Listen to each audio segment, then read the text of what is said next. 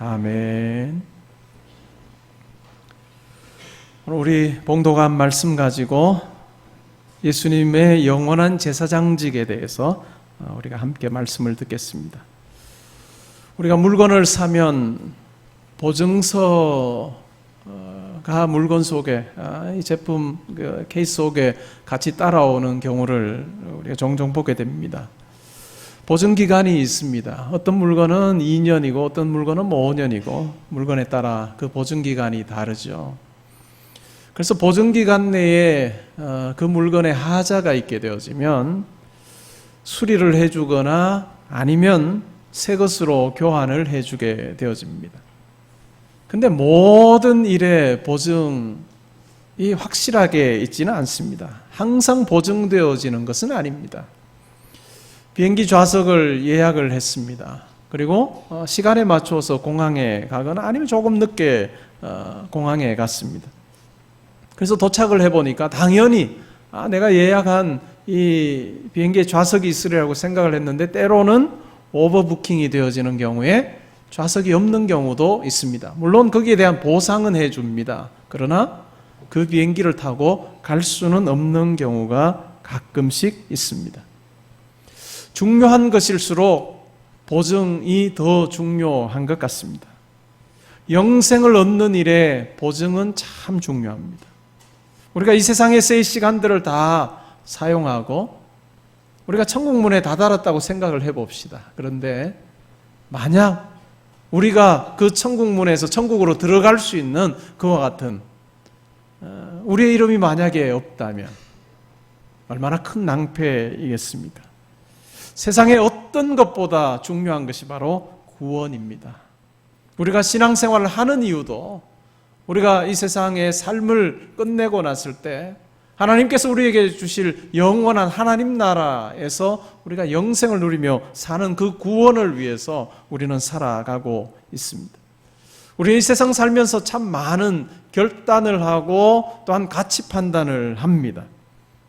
우리가 이 세상 살면서 물질이나 명예나 권력이나 우리의 삶을 편안하게 해줄 그와 같은 것들을 우리는 다 바라며 살아갑니다. 나는 그런 거 상관없어요 라고 하는 사람은 거의 없습니다. 우리가 다 이와 같은 것을 원하고 바라며 살아가지만 그러나 구원이라고 하는 것, 영생이라고 하는 그것과 같이 판단을 했을 때 어느 것이 더 소중하다라고 하는 것을 우리는 분명히 하며 살아야 합니다. 물질이나 명예나 부와 또한 권력이라고 하는 것, 내가 승승장구하는 그것도 중요하지만 그것의 유효기간은 잠깐입니다. 영원이라고 하는 것에 비추어 보면 잠깐이기에 우리는 저울에 두 개를 올려놓았을 때 영생이라고 하는 것과 또한 이 세상의 부와 권력과 건강과 이와 같은 것들을 올려놓았을 때 어느 것이 더 중요한지를 우리는 잘 아는 자, 그것이 바로 성도입니다. 그래서 우리는 잠깐의 세상을 살면서 이 세상이 마치 우리의 삶의 전부이고 우리가 여기서 영원히 살 자처럼 살지 아니하고 하나님 나라 백성으로 하나님의 자녀답게 영원을 준비하는 자로 또한 구원을 누리고 또한 소유하는 자로 살아가는 그것이 바로 성도의 모습이라고 할 수 있습니다. 그러기에 성도에게 있어서 가장 큰 선물이라고 하면 그것은 바로 하나님께서 예수 그리스도를 통해서 허락하신 구원입니다. 우리의 형편과 처지가 어떠하든지 간에 이 세상을 살면서 우리가 건강하든지 아니면 육체적으로 연약하든지 아니면 돈이 넉넉하든지 아니면 항상 쪼달리든지 살면서 많은 사람들이 이름 석자되면 그 사람이라고 하는 삶을 살든지 아니면 이름 석자를 이야기해도 아무도 관심을 가지지 않는 그와 같은 삶을 살든지 간에 상관없이 우리에게 예수 그리스도를 통해서 구원이 주어져 있다면 그 삶이야말로 이 세상의 삶 가운데서 가장 중요한 모든 것을 얻은 삶이라고 할 수 있습니다. 히브리서 7장 25절은 이렇게 말합니다. 그러므로 자기를 힘입어 하나님께 나아가는 자들을 온전히 구원하실 수 있으니 이는 그가 항상 살아계셔서 그들을 위하여 간구하심이라. 여기에 자기와 그가 누굴까요? 바로 예수 그리스도이십니다. 예수 그리스도를 힘입어 하나님께 나아가는 자들을 구원하시는 분, 그분이 바로 예수 그리스도이십니다. 구원이라고 하는 말은 굉장히 급진적인 단어입니다. 이 구원이라고 하는 말은 어려움이나 또한 심각한 상황에 봉착해 있다라고 하는 것을 전제로 하는 말입니다. 가끔 뉴스를 통해서 등산을 하다가 조난사고를 당한 사람들 이야기를 듣습니다. 갑자기 폭우가 쏟아지거나 아니면 산사태가 생겨서 생명의 위협을 겪게 되어지는 그와 같은 사람들입니다. 구조대원이 급파되어서 그들을 구하게 되어지면 그들은 살아나지만, 그러나 실패하게 되어지면 생명을 잃어버리고 나는 그와 같은 일들이 생깁니다. 항해를 하다가 배가 파손되어서 구조선이 출동하는 그와 같은 경우들도 있습니다. 만약에 구조선이 출동해서 그들을 건져주면 살게 되어지지만 실패로 돌아가게 되어지면 그들의 목숨은 끊어지고 마는 것입니다. 구원이라고 하는 건 정말 중요한 것입니다. 그래서 우리가 살아가면서 우리의 일상적인 평범한 삶에서는 내가 가치 판단을 하기가 굉장히 어려운 것을 겪게 되어지는 경우가 많은데, 그러나 위기의 상황 가운데 놓여지면 무엇이 중요한가라고 하는 것을 우리는 너무나도 분명하게 알게 되어집니다. 등산을 하거나 아니면 바다에 빠져서 허우적대고 있는 그와 같은 상황, 점점 더 체온은 내려가게 되어지고 이제 아무런 소망이 없는 그와 같은 상황에 만약에 우리가 처해 있다고 하면, 그 당시에 아무리 비싼 옷을 입고 있어도, 고가의 선물을 내가 가지고 있어도, 엄청난 돈을 가지고 있어도 그것은 아무 소용이 없습니다. 목숨과 이와 같은 것은 견줄 것이 아니다라고 하는 것을 우리는 다 알고 있습니다. 영적으로 보면 우리는 이와 같은 절망 가운데 있었던 자들입니다. 산사태로 인해서 땅속에 묻히거나 아니면 파손되어져서 바다에 둥둥 떠 있어서 아무런 소망이 없던 자, 성경으로 말하면, 성경의 표현으로 말하자면 하나님의 진노 외에는, 하나님의 벌 주심 외에는 다른 어떤 것도 남아있지 않는 것 같은 절망의 자리에 우리가 있었습니다.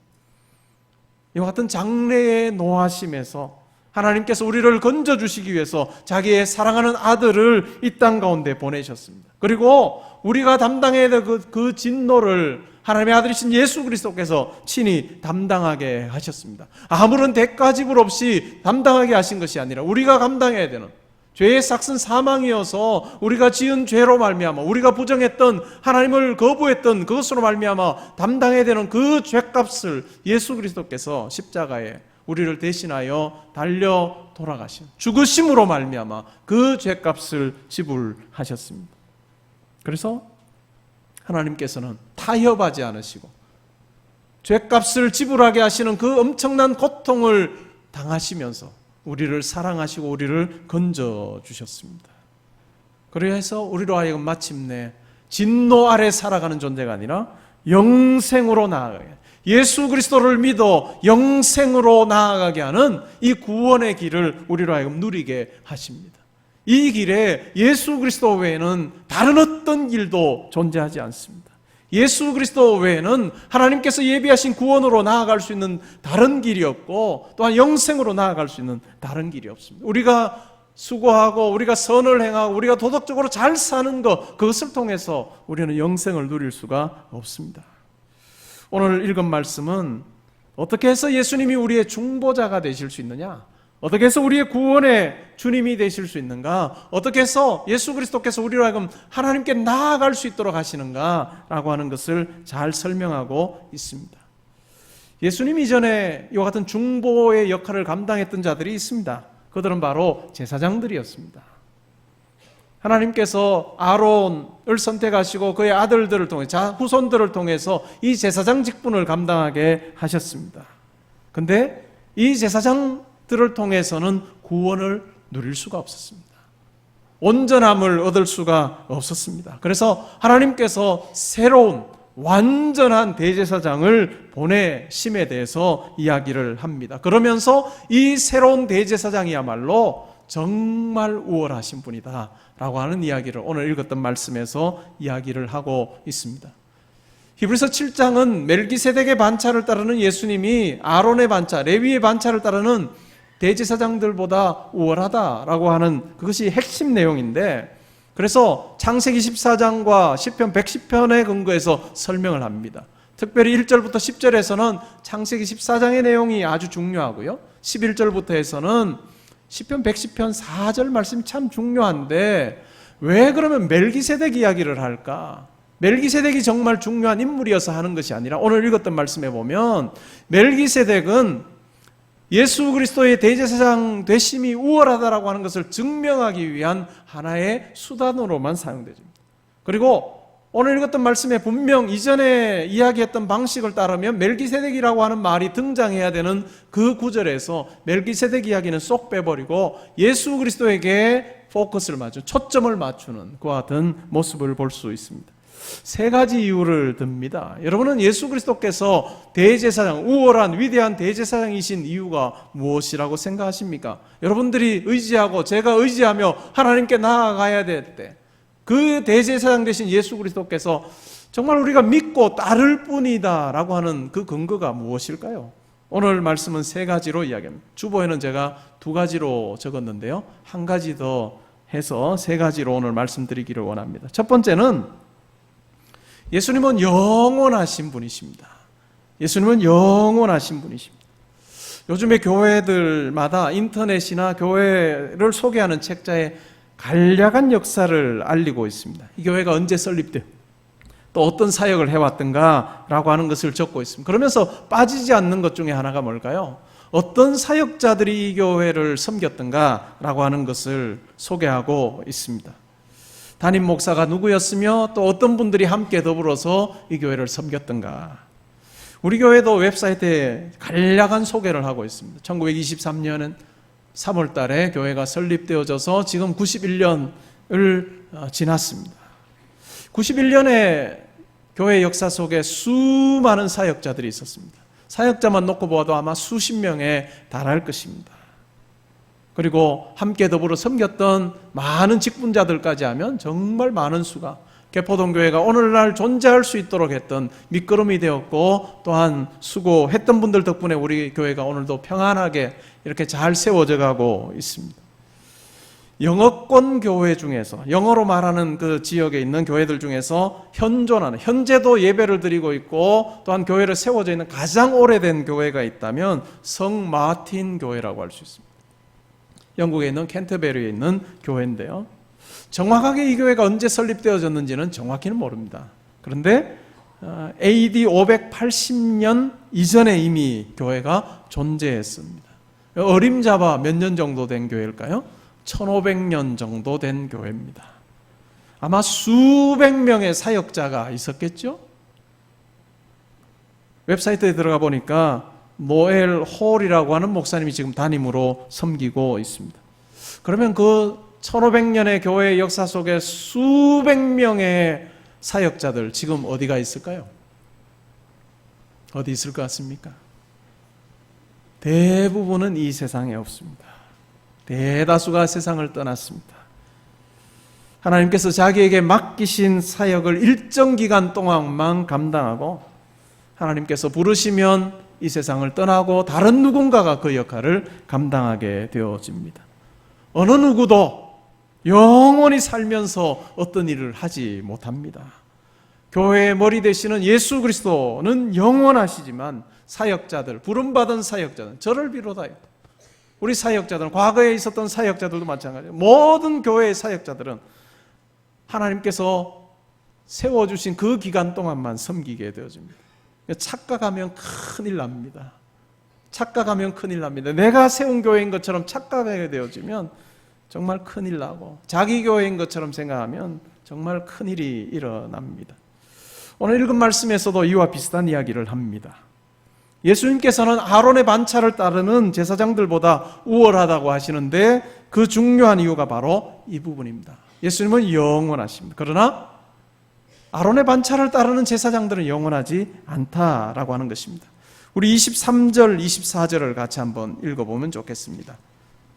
히브리서 7장 23절, 24절입니다. 함께 읽습니다. 제사장 된 그들의 수요가 많은 것은 죽음으로 말미암아 항상 잊지 못함이로되 예수는 영원히 계심으로 그 제사장 직분도 갈리지 아니하느니라. 아멘.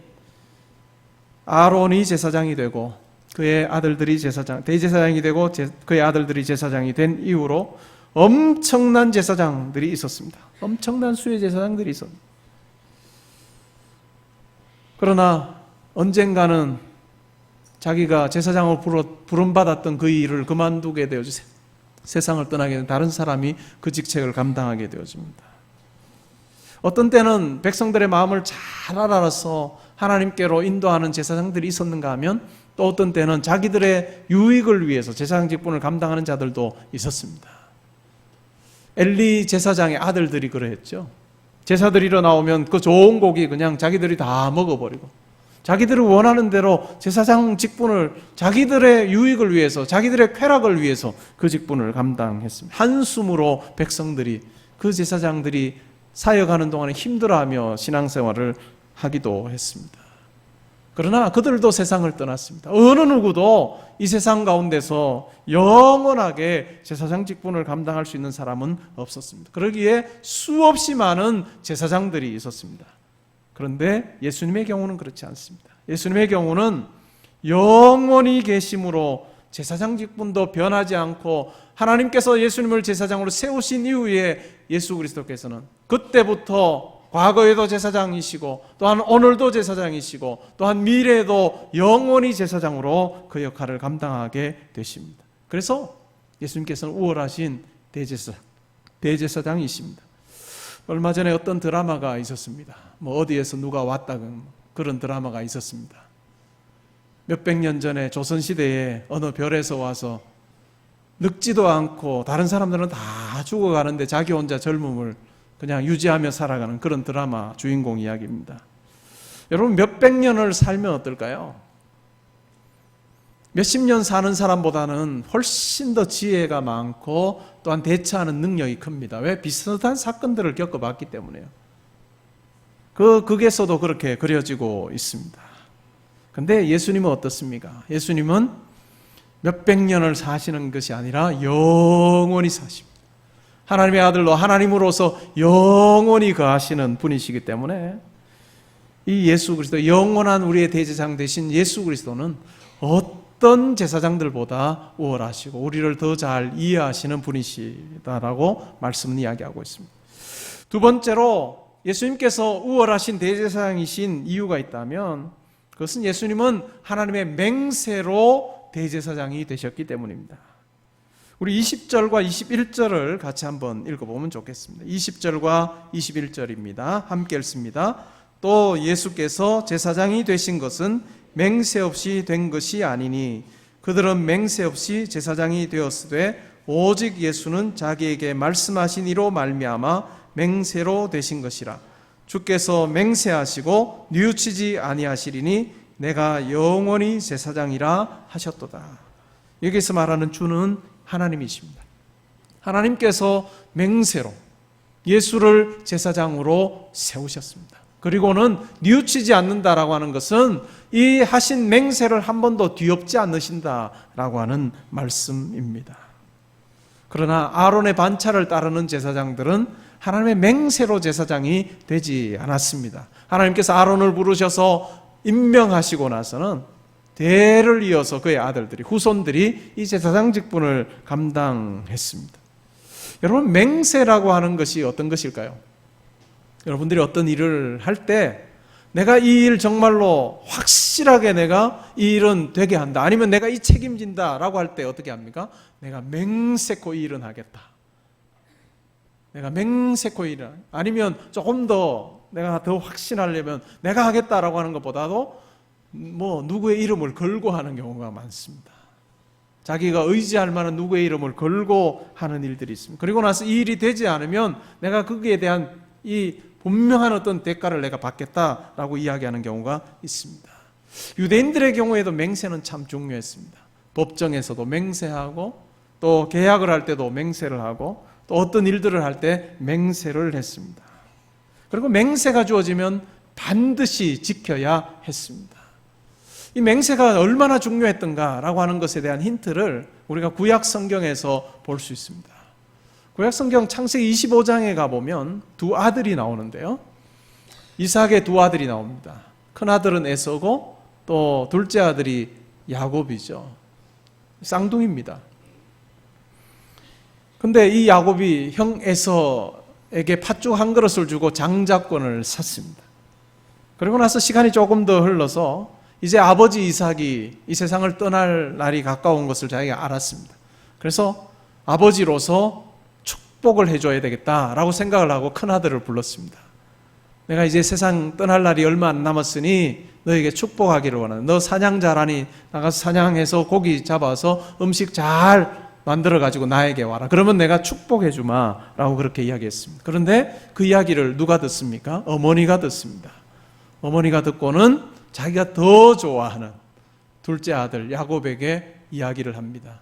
너의 형이 아버지로부터 축복받기 전에 네가 먼저 가서 축복받아라. 좋은 어머니인가요? 어쨌든 그 말을 듣고 정말 외모도 다르고 목소리도 다른 이 둘째 야곱이 동물 털도 자기의 팔에 좀 붙이기도 하고 해서 어머니가 만들어준 음식 가지고 아버지에게 나갔습니다. 아버지가 약간의 의심을 하지만 결국은 이 둘째 아들을 축복을 합니다. 뭐라고 축복했느냐 하면 만민이 열국이 너의 형제들이 너의 어머니의 아들들이 너에게 굴복할 것이고 너를 저주하는 자는 저주를 받고 너를 축복하는 자는 축복을 받게 될 것이다 라고 하나님에게 의지해서 이와 같은 축복을 해 주었습니다. 둘째가 받은 거죠. 아버지는 첫째라고 생각하고 축복을 했습니다. 기도가 끝나고 축복 기도가 끝나고 이 야곱이 아버지 앞을 나오고 났습니다. 그러자 이제 형 에서가 사냥해서 잡은 것으로 고기 음식을 만들어서 아버지에게 왔습니다. 아버지도 놀라고 에서도 놀랍니다. 왜요? 이미 자기 동생이 축복 기도를 받고 가버렸습니다. 자기를 속여서 축복을 가로챘다는 것을 알고 아버지에게 나에게도 축복해 달라고 그렇게 이야기를 합니다. 근데 이 아버지 이삭이 이전에 했던 내가 축복했던 것 이제 무효로 하고 너에게 축복해 주마라고 이야기하지 않습니다. 내가 이미 하나님을 의지해서 너의 아우에게 축복 다 해줬다. 만민이 열국이 너의 형제들이 어머니의 아들들이 너에게 굴복하리라고 그렇게 축복기도 다 해줘버려서 이건 내가 더 이상 뒤엎을 수가 없다라고 이야기를 합니다. 번복하지 않았던 거죠. 왜요? 하나님께 의지해서 축복했기 때문입니다. 이 정도로 맹세라고 하는 것 그리고 축복이라고 하는 것 그것은 굉장히 중요한 것이었습니다. 그런데 오늘 읽은 말씀에 보니까 하나님을 의지해서 맹세하는 것도 아니고 하나님께서 직접 맹세하십니다.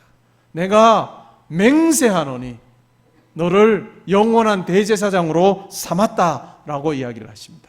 변하지 않으시는 하나님께서 예수 그리스도를 대제사장으로 영원한 제사장으로 삼으셨습니다. 이것이 두 번째 이유입니다. 그리고 세 번째는 예수님은 거룩하고 악이 없고 더러움이 없으신 분이십니다. 이것이 세 번째 이유입니다. 대제사장의 역할이 무엇일까요? 하나님과 사람 사이의 중재의 역할을 하는 것입니다. 하나님과 사람 사이의 중재의 역할. 죄를 범한 백성들, 그들의 마음을 이해하고 용납해서 그들의 그 범죄함, 그것을 용납하는 가운데서 그들을 위해서 제물을 잡아서 하나님께로 나아가서 제사를 드리는 그것이 바로 이 제사장의 역할이었습니다. 그런데 이 제사장은 어떻습니까? 이 대제사장은 여전히 연약합니다. 자기도 살면서 범죄하는 자입니다. 하나님께서 기뻐하시지 않는 일들을 생각하고 하고 행하는 그와 같은 여전히 죄인입니다. 그래서 하나님께 나아갈 때 특별히 대속죄일에 이스라엘 백성들의 죄를 대신하여 나아갈 때 그때는 어떻게 합니까? 먼저 하나님 앞에서 자기의 죄를 대신하여 제사를 드립니다. 그리고 하나님께서 받으셔서 자기가 깨끗해지면 그 다음에 백성들의 죄를 대신하여 나아가게 되어 있었습니다. 그만큼 인간 제사장들은 연약하고 죄가 있는 자들이었습니다. 그런데 하나님께서 새롭게 세우신 예수 그리스도는 죄가 없으신 분입니다. 거룩하신 분이시고 악이 없고 더러움이 없으신 분이어서 죄인들과 떠나 계시고 하늘보다 높아지신 분이시다라고 이야기를 합니다. 그래서 하나님께 나아갈 때 먼저 자기를 위해서 제사를 드리고 또한 우리를 위해서 제사를 드릴 필요가 없습니다. 그래서 예수 그리스도께서 드린 제사는 몇 번 드리셨을까요?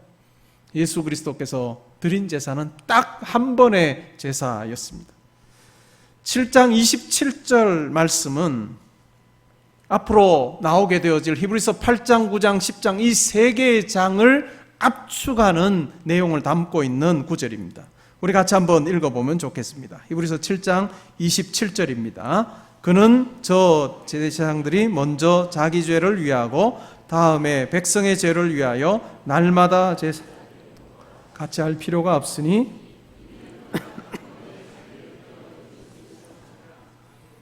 몇 번 드리셨나요? 단번에 제사입니다.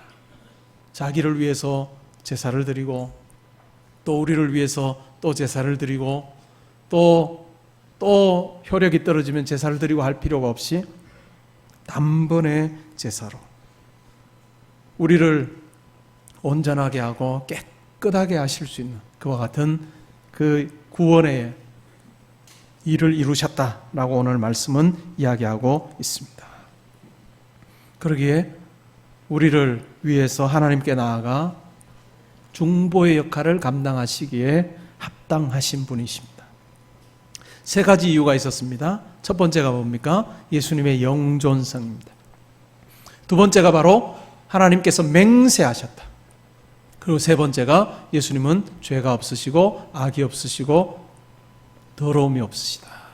예수님의 이 의로우심, 이것이 바로 예수 그리스도께서 더 좋은 언약의 중보이시고 우리의 대제사장 되실 수 있는 이유라고 이야기를 합니다. 7장 22절에 보니까 이와 같이 예수는 더 좋은 언약의 보증이 되셨다라고 이야기를 합니다. 보증이라고 하는 말, 은행의 예금자의 보증이 되어지면 만약에 그 사람이 예금해 놓았던 그 예금액보다 더 많은 돈을 대출받고 나서 갚지 못하면 보증인이 다시 책임을 지고 변상을 해야 됩니다. 죄수의 보증이 된다는 것은 죄인을 법정에 출두시킬 의무를 지니는 것입니다. 이 보증이라고 하는 말, 지불금을 책임지고 누군가의 출두를 약속하고 어떤 계획의 실행을 보증하는 것입니다. 그런데 예수 그리스도께서 더 좋은 언약의 보증이 되셨다라고 말씀은 이야기합니다. 옛 언약 가운데서 주셨던 제사장들을 통해서는 하나님께 나아가서 온전한 관계를 이루는 것이 불가능했습니다. 그래서 하나님께서는 새로운 언약을 우리에게 주시면서 새로운 대제사장을 세우시면서 우리로 하여금 하나님께 나아가 온전함을 누릴 수 있고 구원을 누릴 수 있는 새로운 길을 열어두셨습니다. 그래서 하나님 예수 그리스도 한 분 외에는 어느 누구도 이 중보의 사역을 감당할 수 없습니다. 하나님께서 새로 세우신 대제사장이신 예수 그리스도 외에는 어떤 사람도 이 중보의 역할을 감당할 수 없습니다. 예수님을 낳았던 마리아라 할지라도, 예수님의 어머니 마리아라 할지라도 중보자가 될 수 없습니다. 그리고 어떤 믿음의 위대한 성인이라 할지라도 이 중보 사역을 감당할 수가 없습니다. 그리고 목회자도 하나님과 성도 사이의 중보자가 될 수 없습니다. 오직 예수 그리스도만이 하나님과 우리 사이의 유일한 중보가 되십니다. 우리가 문제 가지고 아파할 때, 힘들어할 때 교육자가 여러분들과 더불어서 함께 기도하고 여러분들을 말씀으로 권면하고 하는 그와 같은 일들을 할 수 있습니다. 그리고 해야 되는 일이 있다면 여러분들이 그와 같은 아픔 가운데, 고통 가운데, 어려움 가운데 있는 여러분들이 예수 그리스도께 나아갈 수 있도록 옆에서 돕는 역할을 하는 것이 교육자입니다. 정말 중요한 것은 우리에게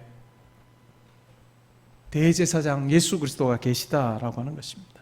우리를 위해서 간구하시는 분이시고 우리가 예수 그리스도께 나아갈 때 하나님께 은혜를 입고 긍휼함을 받기 위해서 예수 그리스도께 나아갈 때 우리를 물리치는 분이 아니라 우리를 항상 인도하시고 예수 그리스도께서 하나님께로 인도하셔서 또한 우리에게 구원을 허락하시는 분이 바로 예수 그리스도이십니다. 요한복음 6장 37절에서는 예수님께서 이렇게 말씀하셨습니다. 내게 오는 자를 내가 결코 내쫓지 아니하리라. 내게 오는 자를 결코 내가 내쫓지 아니하리라. 금융상품에 가입하고 나면 때로는 그 가입 내용이 집으로 배달되어집니다. 그런데 적혀있는 내용을 찬찬히 읽어보면 그 소개되어져 있는 것들은 어떤 것의 예측에서 한 하나의 어떤 예일 수 있고 실제 수령액은 다를 수 있다라고 하는 편지 내용이 있기도 합니다. 이 세상 가운데 무한 보증은 없습니다. 그리고 어떤 상황에서도 주는 절대 보증은 없습니다. 보증에 다 제한이 있습니다. 근데 예수님의 경우는 다릅니다. 예수님의 경우에는 우리의 더 나은 언약에 보증되시고 또한 우리의 대제사장 되시는 예수 그리스도께서는 우리가 예수 그리스도께 나아갈 때 우리의 삶을 더 깨끗하게 깨끗하게 하고 오라고 이야기하지 않습니다. 우리가 너무 악한 죄를 범했기 때문에 당신은 하나님께로 나아갈 수 없다라고 정죄하지 않으십니다. 내게로 오는 자는 결코 내쫓지 아니하리라 라고 말씀하셨던 게 그 예수님께서 우리를 받아주시고 용납하시고 포용해 주십니다. 여러분, 어떤 삶을 살고 계십니까? 우리의 인생은 참 묘한 것 같습니다. 아니, 우리는 대체로 정해진 길을 걸어가는 것 같습니다. 젊을 때는 할 수 있는 일들이 더 많아지고 또 우리의 수입이 점점 더 늘어가는 그 단계에 있을 때는 우리가 죽음이라는 것을 생각하지 않습니다. 우리가 다음에 내 이 땅에서의 마지막 호흡 후의 어떤 날에 대해서 우리는 별로 고민하지 않습니다. 왜요? 마치 영원히 살자인 것처럼 우리가 착각하며 살아가기 때문에 내가 할 수 있는 일이 더 많아지네, 인간관계의 폭도 더 넓어지고 또 이전에 못했던 일들도 내가 하게 되어지네, 점점 더 윤택해지네 라고 하는 생각을 가지고 우리가 살아갑니다. 그러나 우리의 이 땅에서의 삶이 결코 그렇게 끝없이 확장되어지는 삶이 아닙니다. 어느 시점부터는 건강했던 우리 몸에 문제가 생기기 시작합니다. 약한 구석들이 막 생겨나게 되는 거죠. 그리고 마냥 내 수입이 늘어갈 것 같았던 우리의 삶에 조금씩 수입이 줄어드는 그런 경험을 하게 되죠. 이제는 이전 규모로 내가 살 수 없는 그 생각들을 하게 되고 경험하게 되어집니다. 그러면서 우리 속에 때로는 절망이 찾아오기도 하고 과연 죽음 이후의 삶이 어떨까? 내세에 대한 두려움이 우리 가운데 찾아오기도 합니다. 근데 우리의 중보자 되시고 우리의 보증 되시는 예수 그리스도, 이 예수 그리스도의 이 보증은 흔들리지 않습니다. 우리가 예수를 그리스도로 고백하며 나아갈 때, 우리의 대제사장 되신 예수 그리스도로 의지해서 하나님께로 나아갈 때 우리에게는 반드시 약속되어진 구원과 영생을 허락하실 줄 믿습니다. 영국인 목사님 중에 1800년대에 활동하셨던 로버트 머리 맥체인이라고 하는 목사님이 있습니다. 그분이 이런 말을 했습니다. 만약 예수님이 옆방에서 나를 위해서 기도하신다면, 그 기도하는 내용을 내가 듣는다면 내가 100만 명의 적이 있어도 내가 두려워하지 않을 것이다. 근데 다시 한번 생각해 본 거예요. 근데 거리는 문제가 되지 않는다. 나는 그가 나를 위해서 기도하신다는 사실을 안다. 이것이 확신되어진 성도는 어떠한 상황 가운데, 어떠한 형편 가운데 처해진다 할지라도 절망하지 않습니다. 우리의 삶의 형편 속에서 때로는 다양한 것들을 경험할 수 있습니다. 때로는 경제적으로, 때로는 환경적으로, 때로는 관계가 다 꼬여져서 내가 이 세상의 삶에서 참 소망이 없다라고 생각되어질 때도 있습니다. 그러나 그와 같은 형편과 처지 가운데 있다 할지라도 우리가 하나님께 나아갈 때 자기에게 나오는 자들을 능히 구원하실 예수 그리스도가 계시다라고 하는 것을 우리가 믿음으로 고백하면서 예수 그리스도의 십자가와 그분의 은혜, 죽으심과 부활로 말미암아서 내가 하나님의 은혜와 사랑을 누리는 자, 하나님의 긍휼을 내가 입은 자라고 하는 그 분명한 사실을 고백하며 우리가 대제사장 되신 예수 그리스도를 힘입어서 하나님께 나아갈 때 예수 그리스도께서는 우리를 용납하셔서 우리에게 구원을 주시고 또한 우리를 대신하여 하나님께 간구하시는 분으로 우리 가운데 함께 하시리라 믿습니다. 그러기에 이 땅에서의 삶에 때로는 질곡 있는 삶을 살면서도 우리 가운데 항상 흔들리지 말아야 될 것이 있다면 우리를 위해서 자기의 모든 것을 내어주신 예수 그리스도께서 나와 더불어 살고 계심에 대해서 우리가 염려하지 말고 이것을 붙잡고 우리가 살아가야 하리라고 믿습니다. 우리의 어려움의 자리에서도 예수 그리스도를 의지하며 하나님 앞에 나아갈 때 우리를 물리치지 않으시고 우리를 위해서 하나님께 간구하시는 우리의 자비로운 대제사장이신 예수 그리스도를 우리는 기억하며 하나님께 나아가는 우리가 되면 좋겠습니다.